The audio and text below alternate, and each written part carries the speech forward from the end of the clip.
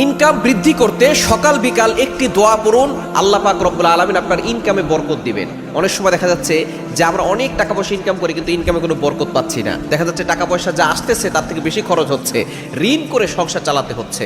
আপনি যদি আপনার ইনকামে বরকত পেতে চান, আমরা কিন্তু সকলেই হালালভাবে ধনী হতে চাই, কারণ ধনী হতে পারলেই আপনি আল্লাহর ইবাদত সঠিকভাবে করতে পারবেন। বিশেষ করে যারা ধনী আছে তারা জাকাত দিতে পারতেছে, আল্লাহর জন্য তারা সদকা করতে পারতেছে, হজ করতে যেতে পারতেছে, কাবা শরীফ তাওয়াফ করতে পারতেছে। সুতরাং এগুলো হচ্ছে ধনীদের জন্য। কিছু কিছু জিনিস আছে, আপনি ধনী হবেন, আল্লাহর জন্য আপনি ধনী হতে পারেন, আপনি আল্লাহর জন্য কাজ করতে পারবেন, মানবতার পাশে দাঁড়াবেন।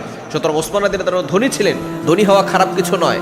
আপনি যদি হালালভাবে ধনী হতে পারেন, এটা ইসলামের জন্য যদি উপকার করতে পারেন, এটা অনেক বড় সওয়াবের কাজ হবে। সুতরাং যদি আপনি আপনার ইনকামে বৃদ্ধি করতে চান, ইনকামে বরকত পেতে চান, তাহলে আপনি এই ছোট্ট দোয়াটা পড়বেন। নবী ইসলাম বলে দিয়েছেন, আল্লাহুম্মা গফিরলি যামবি ওয়াসসি'নি ফি দারি ওয়া বারিকলি ফিমা রাযাকতানি। এই ছোট্ট দোয়াটা আপনি বেশি বেশি পড়বেন। বিশেষ করে ফজরের নামাজের পরে 3 বার পড়বেন, মাগরিবের পরে 3 বার পড়বেন।